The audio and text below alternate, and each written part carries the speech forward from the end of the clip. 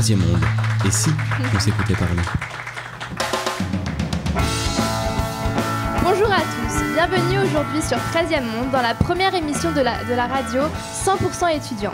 Si vous êtes un habitué de l'émission, vous avez pu remarquer que nous avons traité du féminisme, de la diversité dans son ensemble ou encore des médias. Aujourd'hui, nous avons décidé de nous attaquer à un tout autre sujet. Intitulé La société 2.0, connectée ou aliénée, notre émission traitera de l'influence des outils numériques dans notre société, ainsi que les bouleversements engendrés dans différents domaines. L'actualité du campus sera également abordée. Et tout cela en compagnie de Juba Houchen. Bonjour Juba. Bonjour Myriam, je suis très heureux de pouvoir présenter cette émission à tes côtés. Au sommaire, plusieurs thématiques seront abordées grâce aux reportages et aux enquêtes de nos camarades étudiants. Dans un premier temps, sera présentée la numérisation dans le monde du travail, progrès aux limites, rien ne sera laissé au hasard. Puis nous parlerons de la numérisation au sein des médias, avec notamment l'interview de Fabien Marchesini, cofondateur d'un tout nouveau média en ligne politique et pédagogique, sous le nom de Déclic. Il y aura également son reporter Paul Moisson. Avec eux, nous évoquerons la place des réseaux sociaux au sein de notre société et la transformation numérique du monde médiatique. Enfin, nous proposerons une partie sur la place de la numérisation dans les loisirs et la culture pour finir sur l'actualité de notre université Paris 13. N'oubliez pas de commenter cette émission sur nos réseaux sociaux Facebook, Twitter ou Instagram, @13e monde. Bien évidemment, vous pourrez retrouver tous les reportages en entier de cette émission en podcast sur notre site webradio.univ-paris13.fr. Donc, nous accueillons Kellol pour sa chronique portant sur notre relation au quotidien aux objets connectés. Bonjour Kellol. Bonjour. Hier, je ne trouvais plus mon téléphone. J'ai littéralement cru que mon cœur allait s'arrêter, avant que je me rende compte qu'il se trouvait simplement dans ma poche. Vous vous rendez compte? Ce petit objet comporte toute ma vie et c'est par conséquent ma vie.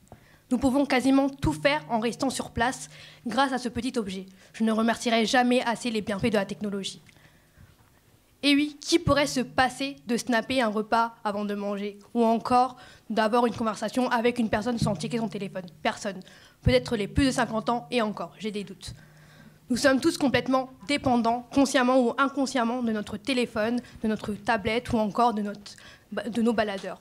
Ce n'est plus tant qu'il y a de la vie, il y a de l'espoir, mais plutôt tant qu'il y a de la connexion, il y a de l'espoir. L'arrivée d'Internet nous permet de faire des choses formidables. Nous trouvons en ligne des voyages, des objets, des films ou encore des lectures dont nous aurions envie, et nous pouvons nous faire des nouveaux amis qui nous ressemblent. Notre horizon social n'est dès lors plus limité. Cependant, cette évolution ne comporte pas que des points positifs, j'en ai conscience. Surtout avec la montée des réseaux sociaux, on peut voir une normalisation de la méchanceté et aussi une baisse de l'estime de soi. C'est vrai quoi, se connecter sur Instagram et voir des corps parfaits à tout bout de champ, c'est complexant. Mais bon, si c'est le prix à payer pour passer des moments formidables, j'achète. Qui dit évolution technique dit intelligence artificielle. Et actuellement, pas un jour ne passe sans un dossier spécial sur le couplage entre robotisation et l'intelligence artificielle et de ses conséquences, avec de nombreuses craintes exprimées et des prédictions toujours très alarmistes, un peu trop à mon goût. On se demande si l'humanité ne sera pas engagée dans une voie dangereuse où demain le travail n'appartiendra qu'à une minorité de privilégiés, tandis que la majorité sera cantonnée aux aides et aux tâches subalternes, car les robots, sous toutes ces formes, remplaceront les humains dans la plupart de ces fonctions. Récemment, j'ai vu un article qui m'a fait plutôt rire, mais qui est tout de même flippant. Cet article disait qu'un Chinois de 31 ans s'était marié avec un robot dû à la pression sociale devenue insupportable. Attention, mesdames et messieurs, notre place dans le cœur de nos fiancés est en péril. On n'en est pas encore là, donc profitons de la technologie avant de se faire voler la vedette. Profitons-en alors avant de devenir à notre tour esclaves de ces machines, pourtant créées par l'homme. Alors, rentrons tout de suite dans le vif du sujet avec Jérémy, qui va revenir sur l'actualité du numérique grâce à sa revue de presse préparée pour l'occasion. Bienvenue Jérémy. Bonjour à tous. Parlons premièrement des GAFA. Donc, la position dominante de Google, d'Apple, de Facebook ainsi que d'Amazon inquiète l'Union européenne. Le Figaro nous informait mercredi 21 mars, je cite, que l'exécutif européen préconise de taxer à 3% les revenus générés par l'exploitation d'activités numériques. Les géants du web américains se voient donc visés par un projet européen qui divise, selon les termes du journal, puisque les États-Unis l'ont clairement annoncé, ils sont hostiles à cette taxation ciblée. Autre projet de loi, cette fois-ci en France, mercredi 7 mars, Le Monde indiquait s'être procuré un extrait de la loi contre les fake news. Le quotidien écrit « Politiquement sensible, le texte annoncé par le président de la République le 3 janvier semble fortement inspiré par les récentes élections en France et à l'étranger. On y apprend en effet que le texte propose une procédure judiciaire d'urgence en période électorale. À noter évidemment que cette proposition de loi s'appuie essentiellement sur le numérique, à savoir les réseaux sociaux et les plateformes telles que YouTube. Mediapart et Christian Paul, quant à eux, s'interrogent sur l'efficacité de cette loi en titrant un article du 14 mars dernier « Les fake news auront-elles la peau de la liberté de la presse ?» Quittons maintenant la politique pour l'économie. Le Point nous informait hier que le géant suédois du streaming Spotify a fait son entrée en bourse. Le groupe aux 71 millions d'abonnés affirme un peu plus son avance sur ses concurrents comme Apple Music ou Deezer, malgré des bénéfices qui peinent à décoller. Quoi qu'il en soit, ces premiers pas à Wall Street sont significatifs d'une attractivité du numérique grandissante et inscrivent le streaming comme le réel futur mode de consommation de la musique à grande échelle. Merci à toi pour cette revue de presse. Jérémy, tu restes avec nous pour la suite car tu vas nous parler de la numérisation dans le monde du travail. En effet, tu as conduit une interview avec Angélique Chavot. Peux-tu me présenter en quelques mots l'activité qu'elle exerce ? Absolument. Alors, Angélique Chavot, c'est une auto-entrepreneuse de 24 ans qui s'est spécialisée donc, dans la vente en prêt-à-porter et est aujourd'hui à la tête de son entreprise Modange qui vend des vêtements féminins. Bon, pour la petite histoire, elle a commencé par vendre sur Facebook les habits que ses enfants ne portaient plus. Et de fil en aiguille, elle s'est professionnalisée et a fondé sa propre société. Son activité donc, se base essentiellement sur le numérique, bien qu'elle a ouvert une boutique il y a peu. Et comment le numérique a-t-il joué un rôle central dans son activité ? Alors pour ça, je vous propose d'écouter un extrait de notre interview. C'est primordial dans mon activité. On utilise donc des applications telles que Snapchat, Instagram et Facebook. Donc Facebook, ça nous a permis vraiment de débuter. Ça a été notre tremplin et le premier réseau qu'on a pris pour cible, pour la simple et bonne raison que j'ai commencé dessus. Donc c'était quelque chose que je connaissais déjà, donc c'était plus simple pour moi. On peut promouvoir notre société avec des cibles particulières, c'est-à-dire des hommes, des femmes, l'âge, la ville. Et vraiment, Facebook, ça reste la vitrine, entre guillemets, de notre entreprise. Donc, comme elle a dit, elle utilise Facebook, aussi Instagram, qui peut offrir une visibilité énorme, et Snapchat, qui pour établir une relation de confiance avec ses clients les plus fidèles. D'accord. Comment fait-elle face à l'émergence de la nouvelle concurrence sur les réseaux sociaux ? Alors, étant donné qu'elle a une clientèle vraiment établie, qu'elle travaille avec des influenceuses et des blogueuses qui lui sont vraiment fidèles, elle nous a dit qu'elle n'était pas vraiment à cheval sur la concurrence, mais elle reste quand même attentive à tout ce qui se passe et aux erreurs à ne pas commettre. Merci beaucoup Jérémy pour ton intervention et pour ton reportage qui est à retrouver en intégralité sur le site de 13e Monde. webradio.univ-paris13.fr. On enchaîne à présent en accueillant Hermine et Nini Vega qui sont allés à la rencontre d'étudiants ayant pour projet de venir en aide aux personnes en situation de handicap visuel. Pouvez-vous nous présenter l'objet d'étude au centre des recherches réalisé par Stéphane et son équipe que vous avez été interviewé il y a peu ? Bonjour, il faut savoir que Stéphane, c'est un étudiant en 3e année à ESLIV. Donc, chaque année, dans son parcours scolaire, ils ont un concours en fait qu'ils organisent qui s'appelle Digital H. Donc, il a été gagnant de la première partie et ils ont eu un financement en fait pour un projet. Et le projet en fait consiste en fait à créer un dispositif pour personnes malvoyantes qui leur permettra en fait de reconnaître des objets, de s'adapter dans un lieu donné. On a un petit extrait pour illustrer ça. Nous avons tout de suite voulu faire un projet qui aura un impact social, qui pourra apporter une certaine aide à certaines personnes dans la société. Et pour cela, nous travaillons à créer un dispositif qui puisse redonner davantage d'autonomie et d'indépendance aux personnes empêchées visuellement. Donc nous créons un dispositif doté d'intelligence artificielle qui pourra notamment guider les personnes empêchées visuellement vers des objets qu'ils souhaitent atteindre, par exemple. Donc, est-ce que vous pouvez nous présenter les membres de votre équipe ? Oui, bien sûr. Alors, je suis moi-même chef de projet. Je travaille aussi avec Benoît Ferregard, qui est responsable administratif. Je travaille avec Paul Tukolo, qui est développeur. Avec Abbas Babikir, qui est aussi développeur et qui s'occupe de la partie recherche, et enfin de Paul Thibonnier, qui s'occupe de la partie multimédia. À quel stade d'avancée en est ce dispositif dont il est question?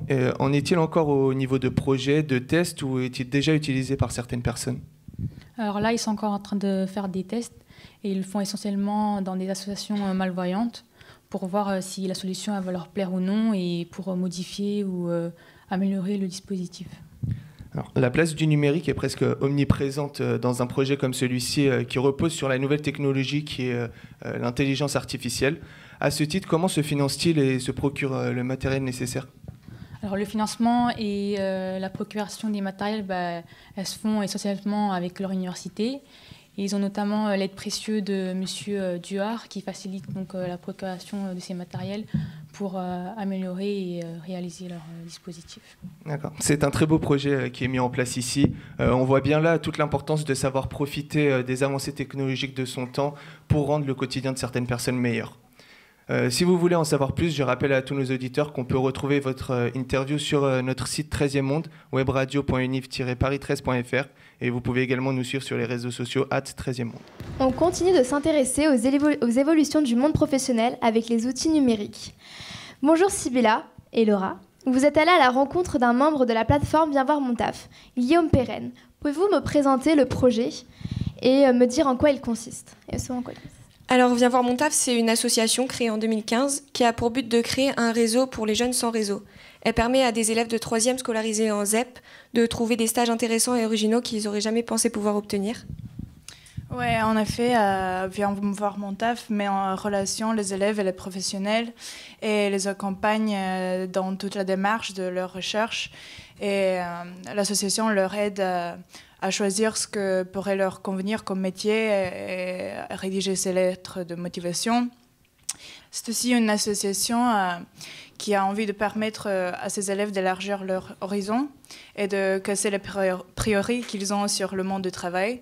Et on vous propose d'écouter un extrait de l'interview avec Guillaume, un membre de Viens voir mon taf, qui nous parle de cette idée. Et il y a aussi un détail aussi que, enfin là c'est quelque chose que j'apporte en plus, mais on essaye de casser les a priori des jeunes sur le monde du travail, mais en fait on casse aussi les a priori des adultes qui bossent, donc souvent de classe sociale supérieure, qui bossent sur les jeunes des quartiers, parce qu'en soi, ils voient ce qu'ils voient à la télé, quoi. C'est des mondes qui se parlent pas, qui se mélangent pas, qui ne se visitent pas les uns les autres. Tous les jeunes qu'on accompagne qui habitent à Saint-Denis, à Romainville, donc à vrai dire, peut-être aller à 10 minutes, 15 minutes en transport du périph', n'ont jamais franchi le périph', ne sont jamais rentrés dans Paris. Pareil à Marseille, des jeunes qui habitent dans le quartier de la Belle de Mai, qui doit être à 6-7 km des plages, ils n'ont jamais vu les plages. Donc voilà, il y a une mobilité sociale qui est inexistante et on essaie de la faire un peu bouger, on essaie de faire sortir les jeunes qui s'approprient les transports. Et de l'autre côté, on change aussi le regard des pros, quoi, des adultes qui au quotidien travaillent et trouvent que leur travail est normal. En fait, on leur montre que non, il y a d'autres choses et d'autres univers et ça casse les a priori et bizarrement, une fois qu'ils ont accueilli un jeune, ils veulent en accueillir d'autres, quoi, parce que ça se passe super bien. Ça se passe vraiment très très très très bien, il y a eu 0 problème en 3 ans. Comment le numérique a-t-il joué un rôle important dans leur projet ? En fait, Viens voir mon taf, c'est une plateforme numérique qui permet à la fois aux élèves de s'inscrire pour trouver des stages et qui permet aux professionnels de proposer des stages. Le but de cette plateforme, c'est que l'élève soit autonome dans sa démarche. Il va devoir regarder parmi les stages proposés lesquels l'intéressent le plus. Et ensuite, les professionnels vont regarder les candidatures et choisir quel élève correspondra plus au stage. Et pouvez-vous me parler de son fonctionnement et de ses objectifs de développement ? Oui, en fait, cette année, ils ont obtenu 300 stages pour des élèves et ils ont pour objectif d'augmenter ce chiffre à 500 stages en 2018 et de continuer de croître au fil des années. Ils veulent également continuer d'élargir le réseau dans d'autres grandes villes en France, comme par exemple Lyon et Marseille. Et c'est déjà bien parti car l'association a reçu des retours très positifs de la part des élèves et aussi des entreprises avec qui ils travaillent. De plus, ils ont prévu de commencer des ateliers dans les collèges où ils vont transmettre les codes de travail aux jeunes et ils vont les conseiller, leur apprendre comment écrire, comment parler, comment se comporter parce que c'est bien de savoir comment se présenter devant les entreprises et c'est souvent c'est quelque chose qu'ils ne nous apprend pas dans l'école. Merci, sujet très intéressant. Je suis sûre que ce projet a aidé de nombreux élèves et continuera d'en aider bien d'autres. Nous avons donc un aperçu de ce que le numérique peut apporter au monde du travail. Intéressons-nous à présent aux médias en ligne. Là aussi, l'évolution est spectaculaire. Nous accueillons Adji et Farah qui ont travaillé ensemble sur une interview de Chloé Assouplignan, assistante de production chez Arte Radio. Il faut savoir que c'est la première radio en ligne qui existe depuis 2002. Le site arteradio.com regorge de podcasts originaux et ce depuis toutes ces années. Adji et Farah, bonjour. Pouvez-vous nous décrire un peu plus en détail la démarche d'Arte Radio ?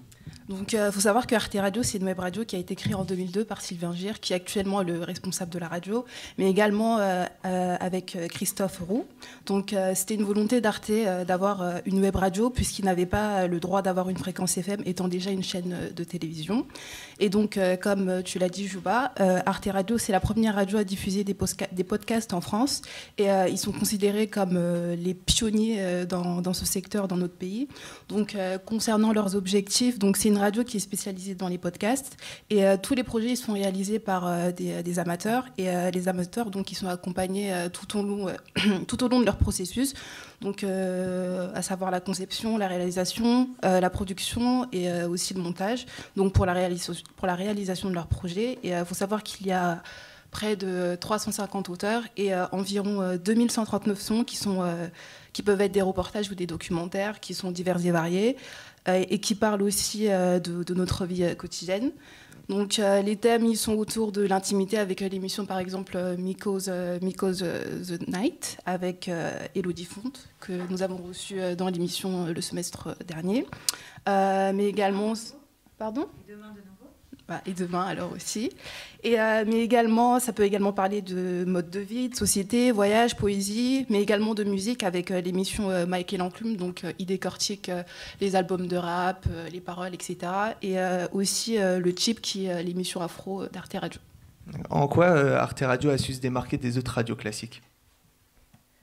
Justement, on en parle dans l'interview, je vous propose de l'écouter, le petit extrait. Ouais, en fait, vous dites que vous avez besoin de choisir. C'est exactement le principe d'Arte Radio. C'est pour ça que c'est sur Internet aussi, on en parlait tout à l'heure. C'est que du coup, la grosse différence, c'est que quand on arrive sur Arte Radio, il faut être volontaire. Il faut avoir envie d'aller écouter des choses, que les thèmes nous intéressent a priori. Ou qu'on soit attiré par une petite phrase, même si le sujet n'était pas forcément notre passion dans la vie, qu'on soit attiré par quelque chose. Après, quand on a cliqué sur quelque chose, on est beaucoup plus exigeant. C'est-à-dire qu'on a fait la démarche sur Internet d'aller cliquer sur un truc. Bon, si c'est pas très intéressant, on le quitte. Et je crois que ça marche encore bien quand même, la radio, aujourd'hui. Enfin, les chiffres sont plutôt réconfortants. Enfin, moi, je pratique les deux, en tout cas. Donc, je pense que c'est possible. Alors, vous voulez demander en interviewant Chloé Assouplignan, donc je vous pose la question, pensez-vous que la radio dans le format classique qu'on lui connaît tend à disparaître au profit des podcasts ? Pas vraiment, en tout cas, comme le dit Chloé Assouplignan, elle pense qu'on peut pratiquer les deux et que ça se vérifie d'ailleurs par les très bonnes audiences de la radio. Et personnellement, je pense que ce qui peut peut-être causer la fin de la radio, la chute de la radio, c'est pas tellement le podcast en lui-même, mais plutôt l'absence d'indépendance technologique de la radio. C'est le seul média qui est totalement analogique dans un monde qui est numérique et digital. C'est un peu le petit village de Gaulois entouré de numérique. Et donc, il va peut-être falloir trouver un support de substitution. Voilà. Effectivement, d'ailleurs, à titre personnel, par exemple, je fais partie des gens qui n'écoutent pas spécialement la radio, au même titre que je ne regarde pas vraiment la télé, étant donné que je préfère accéder aux différentes informations que j'ai ciblées depuis un téléphone, comme beaucoup de jeunes aujourd'hui. Et c'est ce que vous étiez en train de dire à propos du numérique. Alors, on va tout de suite enchaîner en accueillant nos deux invités du jour. Fabien Marchesini et Paul Moisseau, fondateurs de Déclic, un média étudiant en ligne, un peu comme 13e Monde d'ailleurs, notre web radio qui existe depuis 2012 déjà et qui est le web média des étudiants de Paris 13. Vous pouvez aussi retrouver sur webradio.univ-paris13.fr. Nous collaborons également avec Radio Nova et The Conversation, un média en ligne qui vulgarise la recherche scientifique. Pour pouvoir retrouver justement ces podcasts produits par nos camarades depuis l'an dernier, vous pouvez consulter la page Conversation Express. Bonjour à vous, Fabien Marchesini. Bonjour. Bonjour, Paul Moisson. Bonjour. Merci à vous d'être venu dans le cadre de cette interview et de notre partie sur les réseaux sociaux et les médias en ligne. C'est un plaisir. Je vais vous parler donc de Déclic, de votre média. Alors Déclic, qu'est-ce que c'est ? C'est un média étudiant qui se présente comme une alternative des médias traditionnels dans son format 100% vidéo. Reportage, interview, additionner une pointe d'humour décalé quand même. Cela donne un média qui tente de réconcilier la jeunesse avec la politique. Alors cette nouvelle structure s'inscrit dans le cadre de la révolution numérique où de plus en plus de médias étudiants se mettent en place. Donc Fabien Marchesini, vous êtes étudiant en école de journalisme. Paul Moisson également. Donc ma première question sera suivante. Comment l'idée d'un média étudiant vidéo en ligne vous est-elle apparue comme une évidence ? Alors on est étudiant à l'école W, donc c'est presque une école de journalisme. Enfin on fait d'autres choses. Voilà, c'est une école de création de contenu numérique, mais ça a été créé par le CFJ. Et comment ça nous est venu ? Justement, un peu à l'école. En gros, on a lancé ça en janvier 2016. 2017, ouais, merci. Ouais, voilà. Et juste avant la présidentielle, parce qu'on avait envie de parler de cet événement de façon un peu plus simple, de faire aimer aussi un peu la politique, de faire aimer cet événement. Et en gros, il y avait pas mal de potes qui disaient justement qu'ils ne comprenaient pas trop les candidats, les programmes, les différents partis et tout. Et du coup, on a eu envie de créer un peu un média qui réponde un peu à cette problématique. Après, aujourd'hui, on est conscient que la présidentielle, elle est derrière nous et que la politique est un peu passée, elle est plus dans l'actualité. Du coup, on a aujourd'hui décidé de se baser plus sur des documentaires, des reportages d'actualité, des interviews, surtout sociétales en fait, parce que finalement, en parlant de la société, de notre société, avec toujours cette idée que nous on est jeunes et qu'on veut parler aux jeunes, donc toujours en ayant comme objectif de parler de la société des jeunes, on va intéresser les jeunes à la politique parce que la société et la politique, finalement, c'est des sujets qui sont très liés. C'est un sujet qui vous passionne, vous aussi, la politique, ou bien c'est un choix par défaut parce qu'il y avait un contexte d'élection présidentielle et que les jeunes voulaient surtout savoir quel parti dit quoi, etc. Moi, ça me passionne, la politique. Je sais que, je suis quand même conscient, on était conscient que même si nous, ça nous passionnait, on était conscient que notre entourage, nos jeunes, nos amis, nos copains, n'étaient pas forcément intéressés, n'avaient pas forcément les bases pour suivre l'actualité politique comme nous, on pensait qu'il fallait qu'ils aient ces bases. Donc c'est pour ça qu'on a voulu les informer. Je vois, merci à vous. Pourquoi avoir choisi Déclic comme nom ? C'est surprenant. On a hésité entre 49.3 et Déclic. Au final, on s'est dit que Déclic, c'était peut-être un peu moins polémique. Et puis surtout, ça traduit l'envie d'avoir ce déclic pour la politique, un peu cette envie d'expliquer, de faire aimer, quoi. Je vois. Comment vous êtes-vous organisé dans un premier temps ? Ça doit être très complexe de créer un média en ligne. Donc, comment vous êtes organisé financièrement, en termes de matériel également ? En termes d'effectifs, on m'avait dit que vous étiez une quinzaine et vous êtes plus que 7-8 maintenant. Ça varie, c'est vrai. Voilà. Et donc, comment vous êtes-vous organisé ? Alors, du coup, on a commencé, on était 4. On a, donc avec 3 autres potes, de l'école. On a réfléchi un peu à la stratégie éditoriale pendant 2 mois. Donc, tous les soirs, on se voyait, on travaillait dessus. Et ensuite, on a lancé donc, en janvier le média, et entre-temps on avait ouvert un peu aux autres le recrutement pour qu'on nous rejoigne, quoi.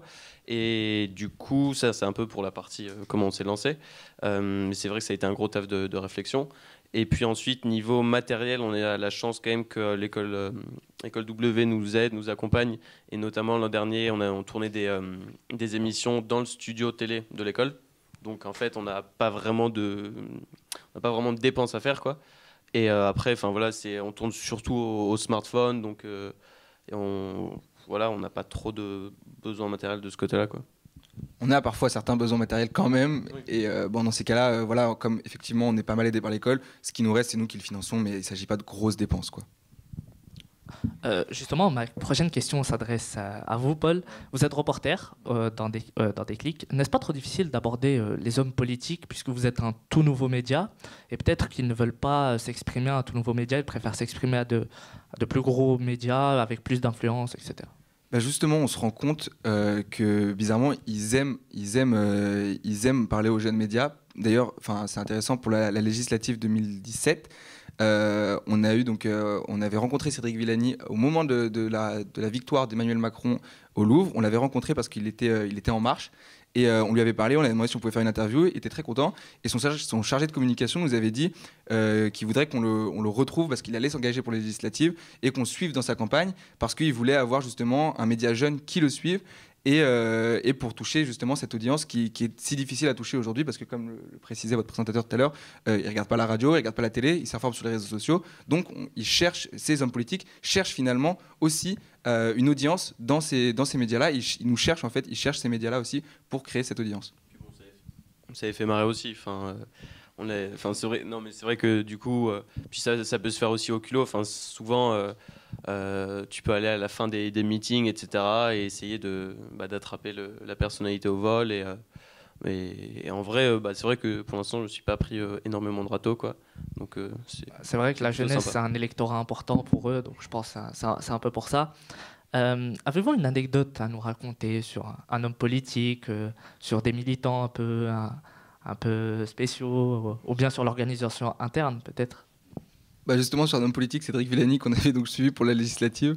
C'est marrant, je me suis retrouvé en fait à le suivre pendant sa campagne législative dans l'Essonne, pour lequel il avait postulé. Il a été député aujourd'hui, il a été élu député. Et je me suis retrouvé dans la voiture à parler, parce que c'est un grand mathématicien, il était médaille Fields, qui est l'équivalent du prix Nobel pour les mathématiques. Et je me suis retrouvé à lui demander mais c'est quoi la théorie de la relativité, c'est le fameux E égale MC2. Et je me suis retrouvé à parler, Cédric Villani m'explique dans une voiture à m'expliquer la théorie de la relativité. J'ai rien compris, mais il était marrant parce qu'il a cette façon de parler assez étonnante où il parle très calmement, très posément. Et du coup, j'étais là, je faisais et puis finalement, j'ai rien compris. Et vous, Fabien? Pas spécialement? Non, mais je sais pas. En vrai, il y a plein d'anecdotes. C'est vrai que il y a eu pas mal de. On se marre pas mal. Il y a eu des trucs moins marrants comme quand. L'enregistreur crash au bout d'une heure d'émission et qu'il faut expliquer à l'invité que s'il est OK pour revenir. C'était Nicolas Bernot là dans ce cas-là. Donc il a gentiment accepté de revenir au final. Mais en vrai, il y a pas mal d'anecdotes, que ce soit dans les lives. On avait fait couvert en live les 2 soirées électorales et on avait notamment essayé de faire tous les QG à Vélib. Sauf qu'au final, ça n'a pas vraiment marché. C'est très long en fait, et on s'en est rendu compte que sur le moment, il n'y avait que 3 Vélib, on était 5. Je cassais la lampe en essayant de mettre le téléphone sur le Vélib, donc bref. Mais bon voilà, en vrai, on s'amuse pas mal. Il y a de l'ambition, c'est déjà ça. Mais c'est aussi en fait l'objectif de Déclic, nous, c'est aussi de nous amuser et d'apprendre aussi à faire ça. Et finalement, on apprend aussi en se trompant. Et voilà, c'est aussi ces anecdotes-là qui forment le média, quoi. Justement, c'était ma prochaine question. Quel conseil donneriez-vous à un nouveau média en ligne qui veut démarrer, qui veut... Juste de se lancer.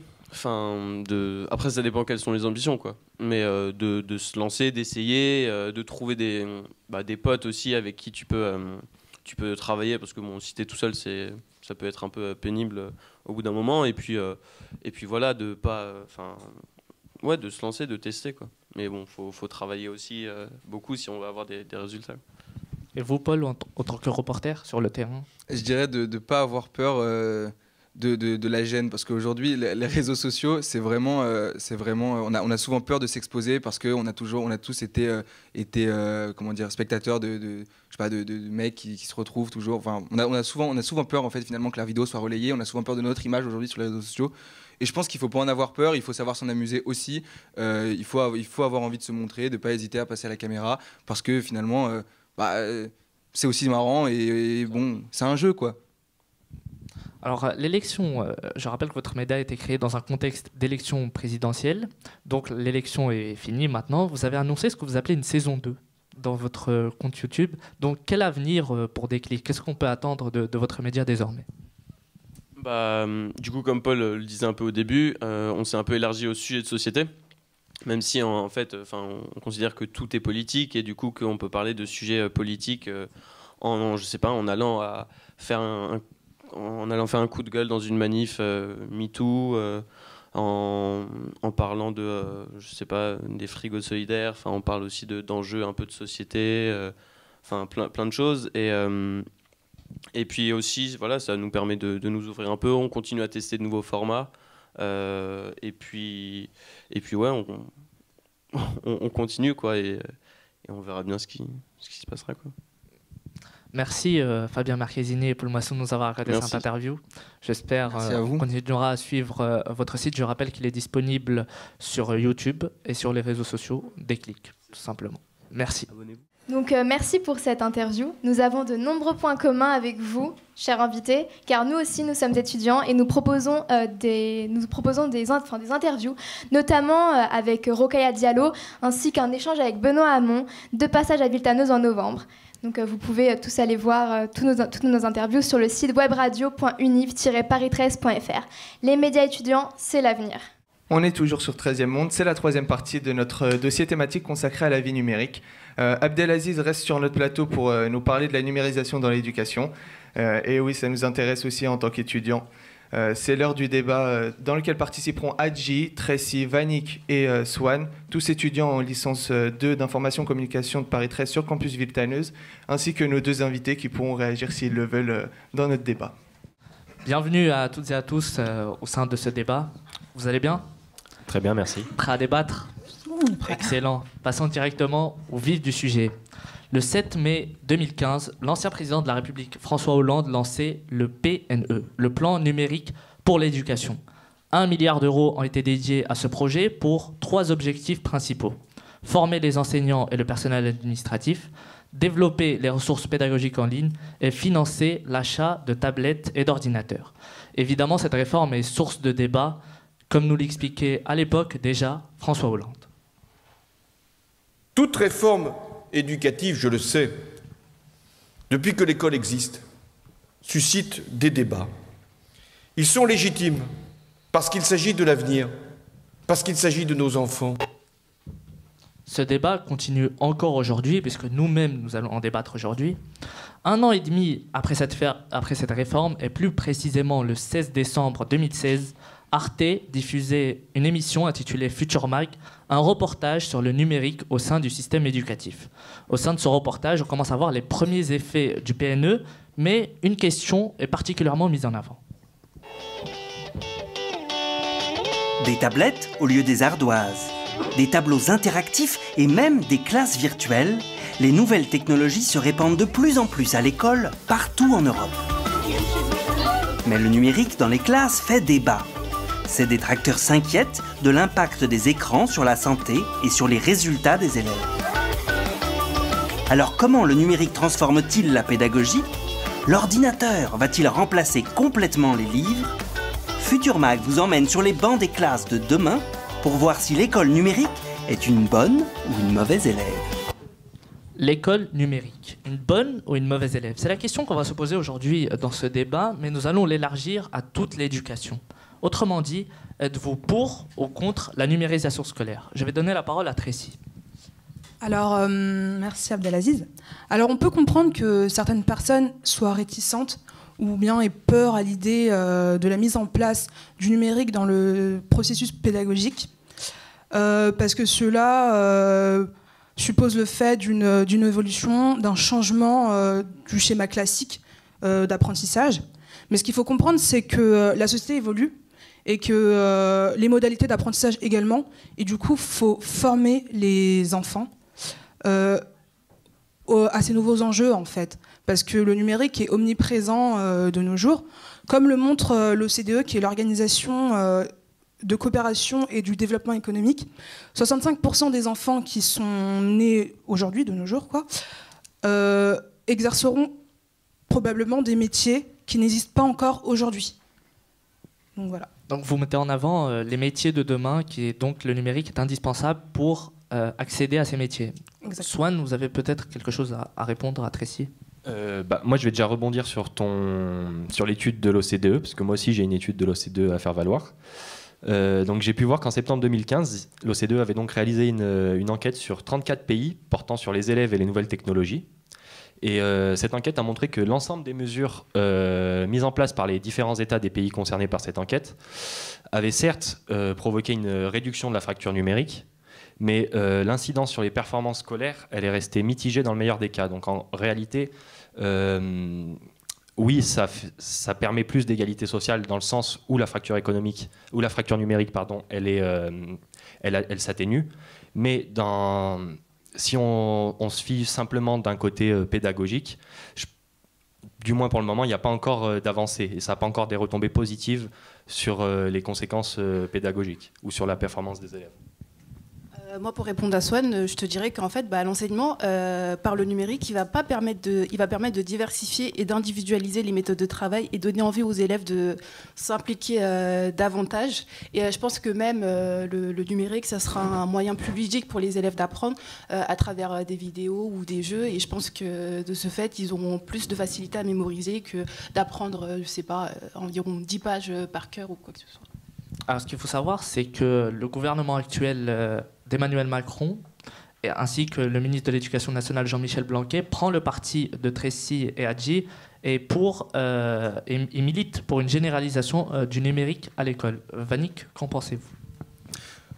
Déjà, moi personnellement, excusez-moi, mais j'y crois pas trop à ces études de CDE, comme quoi 75% des élèves, voilà, vous m'avez compris, puisque je pense que chaque enfant est différent, a ses propres caractéristiques, a sa propre personnalité. Il y a une stratégie qui peut fonctionner avec un enfant et ne pas marcher avec un autre. Donc voilà. Et deuxièmement, je ne sais pas si c'est toi, Hadji ou Tracy, je pense que l'école numérique inciterait les enfants à passer encore plus de temps devant leurs écrans, alors qu'ils passent déjà 2 heures à regarder la télévision, à jouer aux jeux vidéo sur leur tablette ou sur la console. Donc voilà, je pense pas que l'école numérique serait un avantage crucial pour l'école. Donc, je suis tout à fait d'accord avec toi, Vanik, par rapport aux écrans, les dangers, etc. Mais il faut savoir qu'en fait, l'équipement numérique, il est intégré à l'enseignement et il est utilisé seulement pour certaines activités qui sont proposées par les enseignants. Et c'est pas... en fait, le numérique ne va pas totalement remplacer l'écriture au tableau, les dictées le matin, faire les devoirs à la maison, quoi que ce soit. En fait, ça sera une combinaison entre l'école que nous, on a connue, donc écriture sur le papier, etc., mais également le numérique. En fait, c'est une combinaison entre l'école d'avant et l'école du futur, si on peut dire. Donc vous mettez en avant le fait que le numérique est un complément à l'école et non pas un remplacement. Et voilà. Et également, pour compléter ce que dit Hadji, le numérique, en fait, mettra en avant l'enfant et du coup, il ne sera plus du tout passif face à l'apprentissage. Il sera actif. Ça va favoriser l'interaction, la collaboration de chacun. Et également, il deviendra totalement acteur, producteur et créateur du contenu. Pour reprendre les éléments qu'Hadji mettait en avant tout à l'heure, elle mettait en avant que la numérisation des salles de classe, ça permettrait un côté plus ludique à l'apprentissage. Alors sur ça, je suis totalement d'accord. Par contre, je crois que tu as mis aussi en avant le fait que ça leur permettrait de développer plus de capacités pour mémoriser leurs cours, c'est ça? C'est bien ça que tu as mis en avant. En revanche, nous, ce qu'on a pu voir en cours d'STE, par exemple, c'est que l'apprentissage, il se révèle bien plus difficile sur un écran. C'est quoi le cours d'STE? On ne sait pas. Support, technologie et écriture, pardon. Donc, on a pu voir du coup que l'apprentissage, il était bien plus compliqué sur les écrans. Et en plus, d'un autre côté, on n'a pas encore le recul nécessaire pour connaître les retombées sanitaires et psychologiques des objets connectés. En ce sens, on sait déjà par exemple que les écrans ils sont nocifs pour la vue et que par exemple les objets connectés ils influent sur les cycles de sommeil et sur la capacité de concentration et de mémorisation justement. On sait, tu as tout à fait raison en disant ça sur les retombées sanitaires, mais également ça montre également que au fur des années, le poids des cartables devient de plus en plus lourd pour les enfants. Du coup, l'intégration d'une tablette dans lequel sera stocké l'ensemble des cours des enfants ou bien des jeunes, des adolescents, ça sera beaucoup mieux en fait pour eux, pour les enfants. Oui, sauf que dans le débat, c'est très bien, mais j'ai tendance à penser que vous oubliez une chose, c'est que la numérisation à l'école, pour ma part, je pense qu'elle va à l'encontre de la vocation première de l'école, c'est celle de l'apprentissage, la transmission des connaissances par la relation humaine. Mais la transmission des connaissances c'est peut par la parfaitement relation se humaine. faire par le numérique. Mais c'est ce que disait Adji, elle mettait en avant le fait que c'est un complément et non pas un remplacement. Non, mais on sait très bien que le gouvernement commence d'abord par nous faire croire que c'est un complément, mais au final, dans 2 ou 3 ans, ça remplacera carrément. Je suis totalement convaincu, mais bon, c'est mon avis. Donc je pense que pour l'instant c'est un complément, mais à long terme, ça risque d'être carrément un remplacement. Et malheureusement, la relation humaine sera plus mise en avant, ne sera plus au centre. Et donc, ça sera la machine qui prendra le relais, malheureusement. Alors, je vais mettre en avant l'étude sur le site de l'Éducation nationale qui donne l'avis des enseignants. Ils estiment que 9 enseignants sur 10 reconnaissent les bénéfices pédagogiques du numérique et l'utilisent pour préparer leurs cours dans le premier degré. Alors, on a l'avis des enseignants qui sont quand même les acteurs principaux de l'enseignement. Qu'en pensez-vous, Swan ? Déjà, votre chiffre il provient de l'Éducation nationale, c'est ça ? Effectivement. Donc forcément, ils ne vont pas se contredire eux-mêmes. S'ils mettent en place un plan numérique pour l'éducation, ils vont forcément mettre en avant le fait qu'il y ait des professeurs qui sont pour ça, ce qui est le cas évidemment, parce que bien sûr, heureusement que ça aurait des bons côtés sur l'apprentissage des élèves, sinon il n'y aurait même pas de débat possible, ça serait juste négatif. Mais pour reprendre ce qu'il disait Vanik, je pense que dans l'enseignement supérieur, c'est important d'apporter des compléments numériques, mais avant, donc plutôt au collège et au lycée, je ne pense pas que ça ait réellement d'incidence sur la pédagogie des professeurs et sur les capacités des élèves, parce qu'on a déjà, certes, il y a encore des gens qui n'ont pas tous accès à Internet, tout ça, mais maintenant on est arrivé à un stade où beaucoup de gens ont accès à Internet, on a accès à Internet à peu près de partout, même presque dans le métro, on a encore accès à Internet. Nous, les nouvelles générations digital natives, on a une connaissance des outils connectés et des objets. On n'a pas besoin d'être formé là-dessus. Je pense que la formation, elle touche d'abord les professeurs. Donc oui, ça nous permettrait de développer d'autres capacités intellectuelles, mais d'un côté aussi, ça nous enfermerait sur les disponibilités permises par ces outils. Donc au final, certes, ça pourrait produire une émancipation de la pensée, mais que partielle. Moi, je veux juste revenir sur ce que tu as dit, Swan. Certes, on est une génération qui est née avec Internet, donc on a baigné dans ça, on a grandi dans ça, etc. Mais je pense qu'avec ce plan numérique, donc ça va permettre de sensibiliser les élèves dès leur jeune âge à la culture numérique avec l'apprentissage de l'usage d'Internet et des réseaux sociaux, en passant notamment par une formation aux enjeux de la sécurité numérique, mais également de savoir comment vérifier la fiabilité des sources et tout, parce qu'on le sait, actuellement, il y a beaucoup de fake news qui circulent.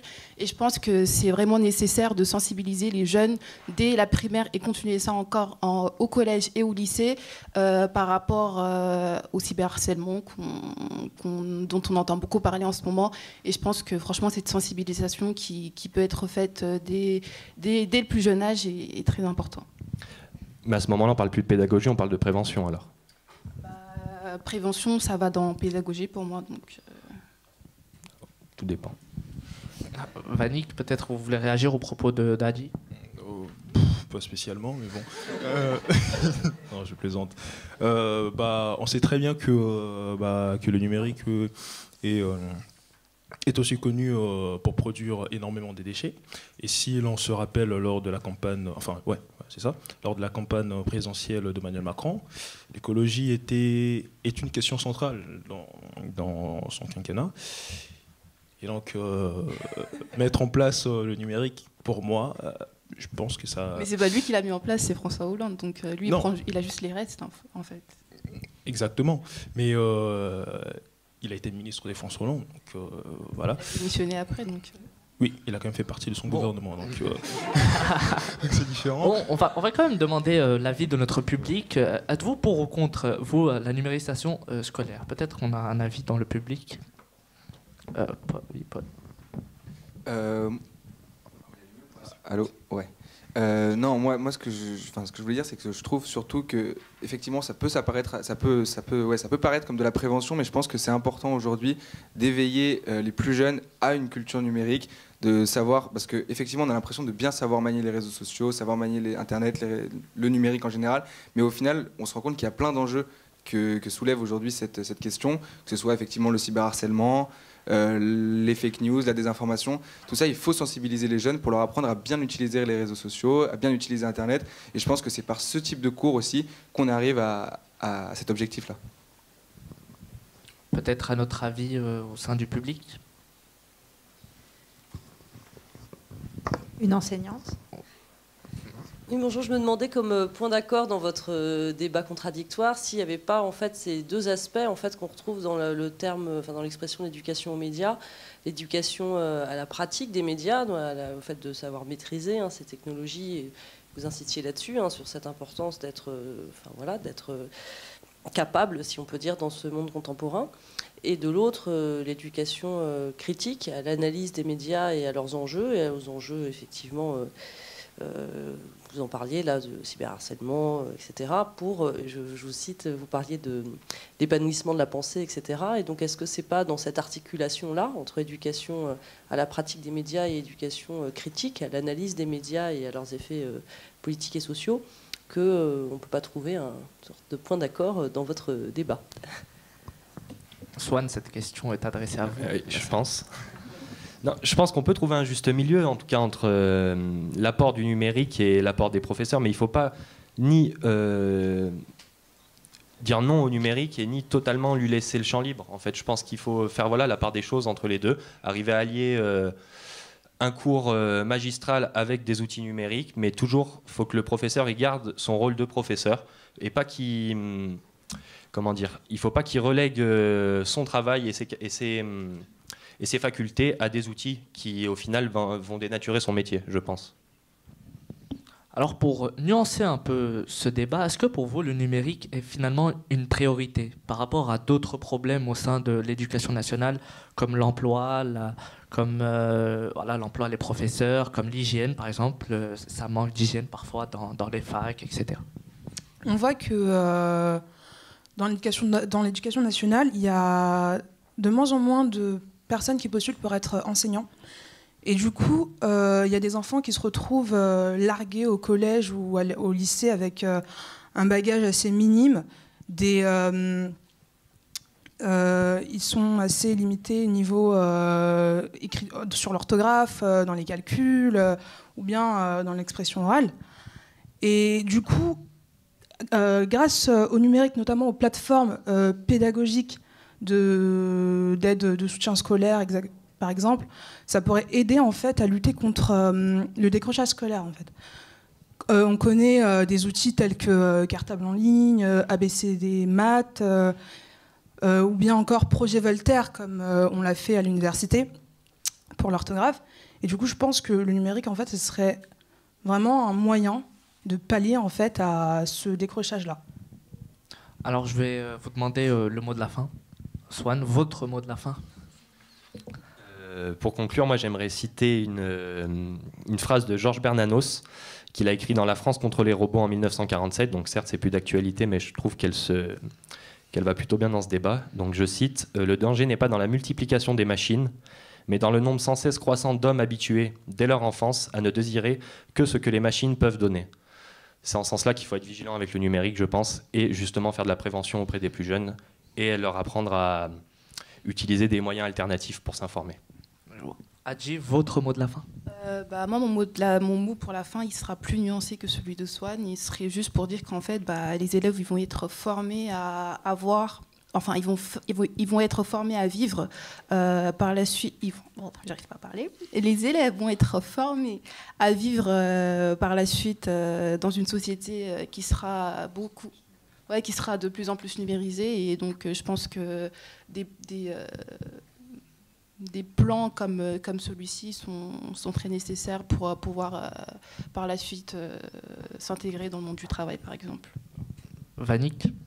Je pense que l'école numérique, c'est bien. Voilà. C'est bien dans l'avenir, mais pour l'heure, je pense qu'il y a d'autres enjeux beaucoup plus importants à régler d'urgence dans l'éducation nationale que de mettre en place le numérique, quoi. Tracy? Qu'est-ce que je pourrais dire? Du coup, il faudrait plus laisser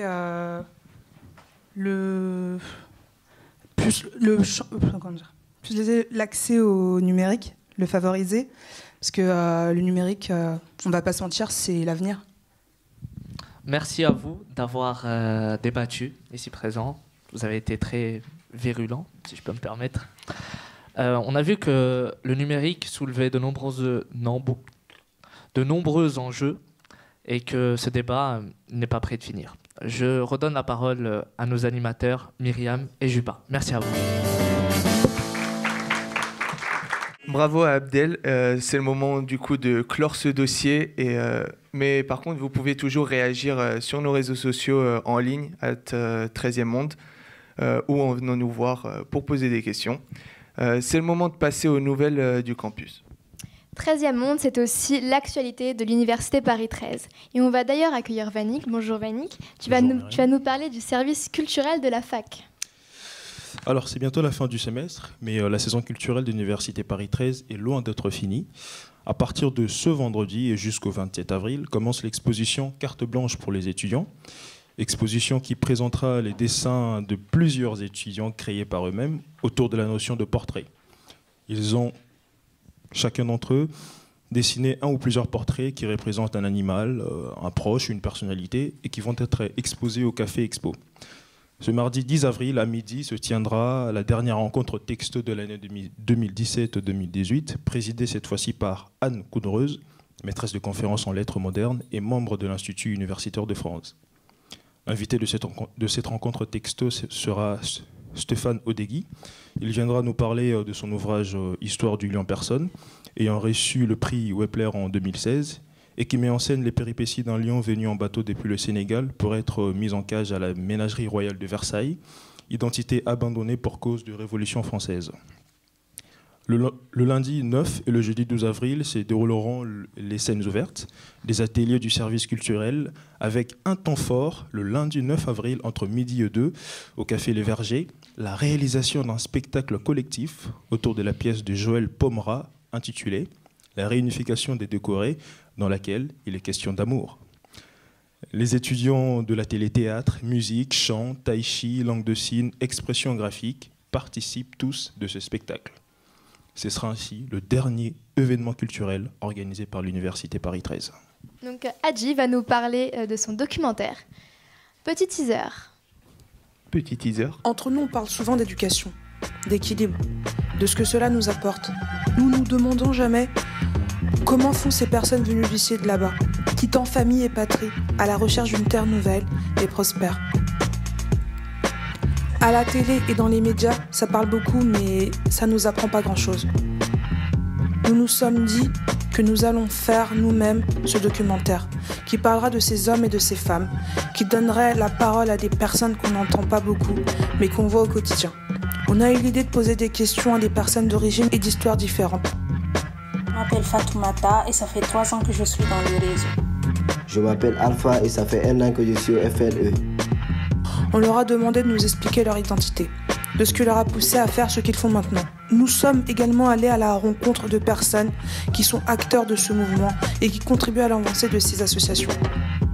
Donc on s'est réunis, il y avait des enseignants, des personnels administratifs, différentes catégories pour voir un petit peu ce qu'on pourrait proposer, et on a pensé que le plus judicieux c'était de faire ce qu'on faisait le mieux, c'est-à-dire de l'enseignement, et donc de proposer à ces migrants de venir apprendre le français, puisque c'est une des missions de l'université d'intégrer socialement les primo-arrivants. Rhizome, Bahamasso, le FLE ou encore à l'initiative d'un collectif d'étudiants de l'Université de Paris 8 sont mis en lumière et ont tenu à faire entendre leur voix.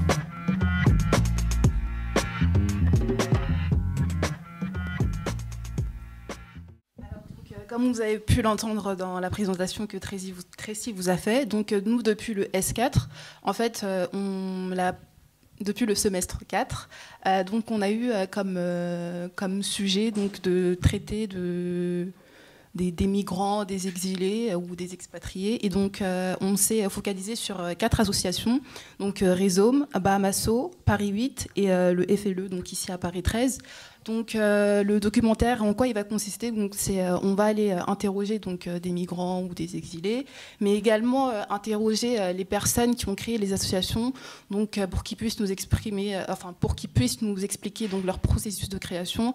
Mais également, donc, à travers ce documentaire, nous allons mettre en avant, nous allons laisser la parole en fait aux migrants, parce que d'habitude, ce qu'on peut voir à la télé, c'est des émissions sur les migrants. Donc, on est là, on les suit, on leur demande comment ils s'appellent, depuis combien de temps ils sont en France, etc. C'est aussi ce qu'on va faire dans notre documentaire, mais on va encore plus leur laisser la parole, leur permettre de s'exprimer et également aussi voir le point de vue des personnes, comme je vous l'ai dit, qui ont créé les associations. Voilà, on montre également le processus d'intégration de ces personnes-là, comment ils sont accompagnés au quotidien dans leur démarche administrative ou bien pour l'apprentissage du français, par exemple. Du coup, ce documentaire, il sera mis en ligne sur le site de la web radio courant mai. Et du coup, je vous invite tous à aller l'écouter d'ici là.